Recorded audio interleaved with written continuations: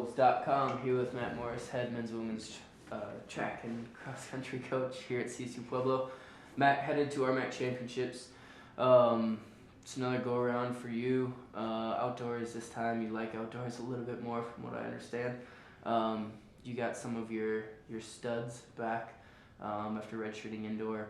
What are your goals, starting with the men and the women, of these RMAC championships? Yeah, I think we are more built for outdoors because, we have a great outdoor facility. We're outside a lot, and so indoors presents some obstacles for us as far as some of the turns and those kind of things. And then obviously indoors this year, we're redshirting Derek and Devondrick. But yeah, outdoors, I think, there's been a lot of movement in our conference on both sides. On the women's side specifically, obviously Salcia does not have outdoor eligibility, which changes a lot of points. And so how that affects us, I'm not really sure, or other teams. And so I think all the other coaches are kind of scrambling, like there's, 58 points that are now not accounted for. Who's going to be able to grab that piece of the pie? And so, I don't really have a great handle on it, honestly. I know that, indoors we redshirted Miriam, and she'll be back, and so she should contribute there.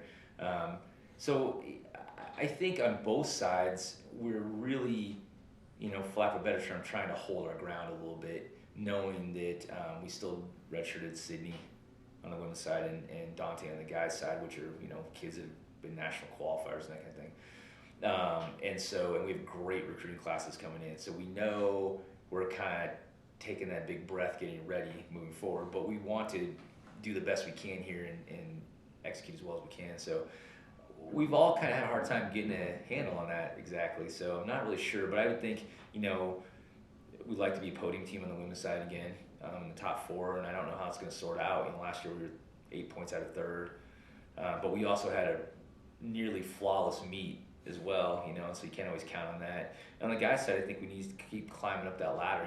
We're now in the top half, and I think we have a chance to be a podium team, adding both Devondrick and Derek back. But again, there's a lot of good teams in our conference, and so our focus is really just going to be go do the best job we can and kind of let them sort out at the end.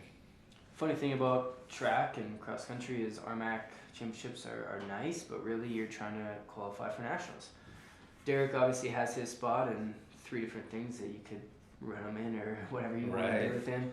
Devondrick's kind of on a bubble right now. I think he's 17th in the 800. There's other guys like Dewith that qualified last year that you're probably trying to get those numbers. Is that a focus this weekend? Not so much, and that's a great question, honestly. And really, I was on the committee that helped put together the RMAC manual, and we kind of got revamped. And we focused on it being a championship event, so we have prelims in a lot of events, all the way up to the 1,500 meters. So that kind of takes away from the kids' ability to run fast times. So as you saw last year, they were very tactical. Some people won events out of the slower heats, and so it really inhibits their ability, at least on the track, for events that are outside of their own lane to really get fast times. So I think we'll be looking more the next week when we go to last chance meets to try to do that. But it can happen. It definitely can happen. I mean, Dewith qualified last year out of the conference meet indoors this year. Dewith didn't quite make it, but he ran really fast, and Alyssa made it out of there. So we're going to take those opportunities as they come, but knowing that we can't control it. So really the focus is score as many points as you can in a race. And then the next week becomes run fast.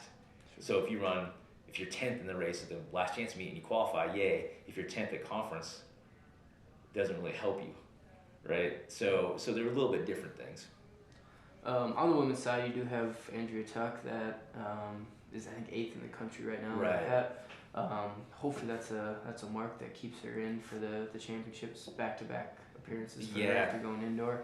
You mentioned Celsia Slack from New Mexico Highlands, not in the mix. I think Andrew was 3rd last year in outdoor. 4th, She was.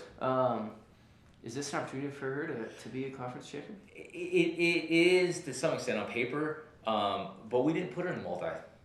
Again, for the points thing, because last year we competed in the multi and she was 3rd, and so she scored 6 points there, and then she was on our 4x4 that won, so she got 8.5 points. But if she doesn't do the multi, we can run her in the 4x1, the 4x4, the 100 hurdles, the 400 meter hurdles, and long jump, and she can score significantly more points. So we kind of knew that going in, that her chance to qualify would be at California. And I think that should hold up, you know, knocking on wood. But that was our plan. So it really does become a different thing. And even then, Shelby Bosner from Shadron is competing extremely well. I mean, I think she's leading the nation. She was second indoor, so Saucy won and Shelby was second. So even then, you know, if Dre had a perfect day, it'd be difficult for her to beat Shelby. And so we kind of concede those points a little bit. But, you know, if you can score 14 points not winning any events, and he scored 10 and 1, and that's still 4 points less. So you know, we'll focus on that part of it once we get to nationals. You guys are still pretty young on both sides. A lot of these people we're talking about are sophomores, juniors. They were able to be the ones that are returning. Were here at home last year for an outdoor meet. Now they have to go on the road up to Spearfish, Long Drive, all that kind of stuff.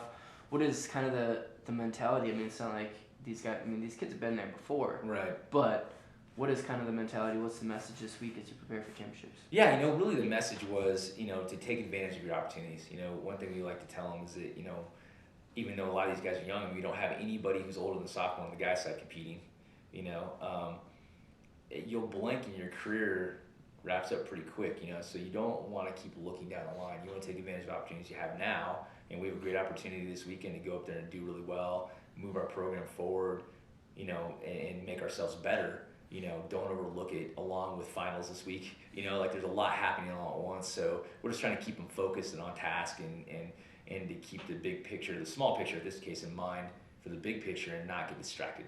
You know, and I mean, you know, it's tough with kids that are younger, you know, but I think we do a great job of that. So I expect we'll go up there and compete very well. Matt, thank you. Good luck. Appreciate it. Thank you.